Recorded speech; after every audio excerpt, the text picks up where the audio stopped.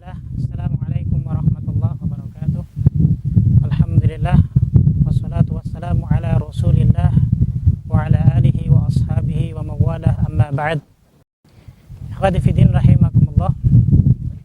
Kita tahu bahwa kewajiban kita kepada Allah subhanahu wa ta'ala adalah mentaatinya dengan melaksanakan segala perintah-perintah Allah subhanahu wa ta'ala dan menjauhi berbagai macam larangannya.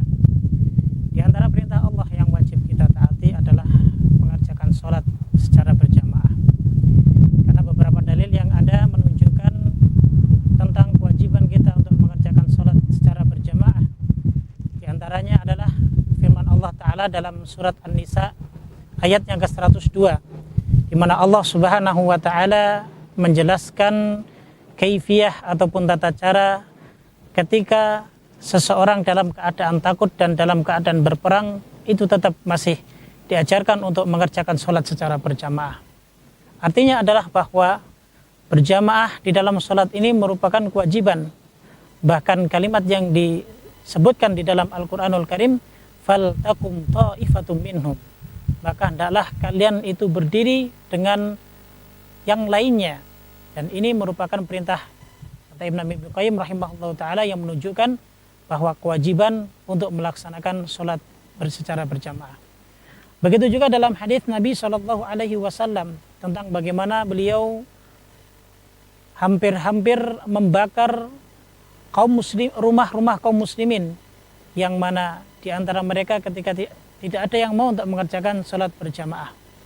Dan ditambah lagi hadis ada seorang yang buta yang datang kepada Nabi SAW. Hadis ini diriwayatkan oleh Imam Bukhari, di mana meminta izin kepada Nabi SAW karena tidak ada yang menuntunnya untuk pergi ke masjid.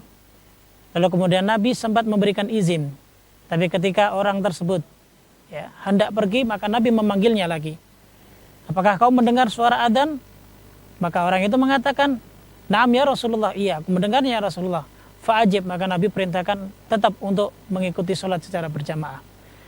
Nah, dari beberapa dalil ini menunjukkan bahwa sholat berjamaah ini merupakan sebuah kewajiban bagi kita sebagai seorang muslim laki-laki, kecuali mereka yang memiliki udzur. Ikhwani fiddin rahimakumullah. Selain Allah subhanahu wa ta'ala dan Rasulnya mewajibkan sholat secara berjamaah, di sini juga dalam sholat berjamaah memiliki beberapa keutamaan.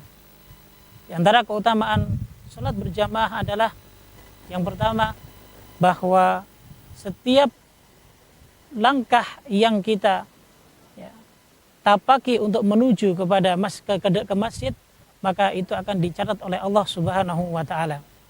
Ada sebuah riwayat yang menyebutkan dari Bani Salamah, ketika rumah mereka berada jauh dari Masjid Nabawi, lalu kemudian mereka hendak ingin menjual rumah-rumah mereka agar supaya bisa membeli rumah di dekat Masjid Nabawi. Akan tetapi Nabi SAW justru melarangnya. Kemudian beliau mengatakan, ya Bani Salimah, wahai Bani Salimah, diyarukum tuktabu atharukum. Rumah kalian itu meskipun jauh, ketika kalian mendatangi masjid-masjid untuk melaksanakan sholat berjamaah, maka ditulis kebaikan bagi dirinya.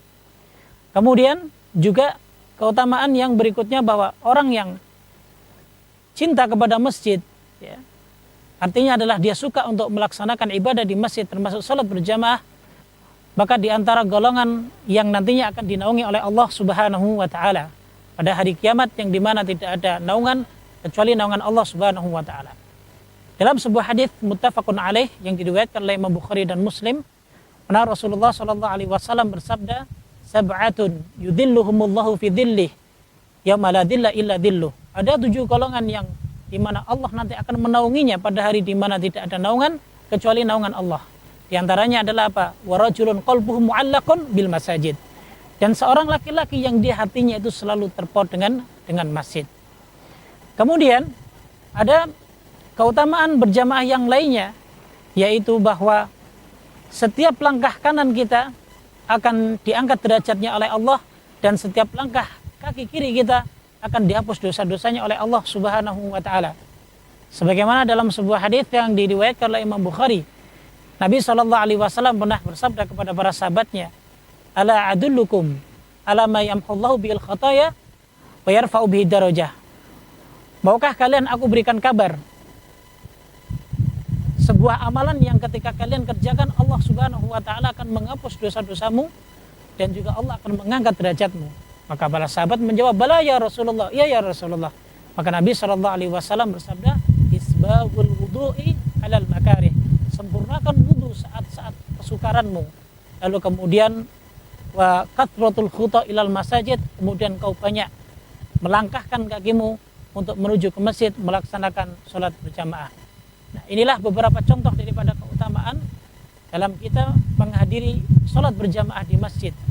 Artinya adalah, ikhwani fillah rahimakumullah, ketika keutamaan itu begitu besar yang bisa kita raih, maka jika ada di antara kita yang masih berat untuk melangkahkan kakinya mengerjakan sholat berjamaah di masjid, maka ini perlu diperhatikan. Barangkali ada penyakit dalam hati kita sehingga kita berat untuk melangkahkan kaki kita melaksanakan sholat berjamaah di masjid.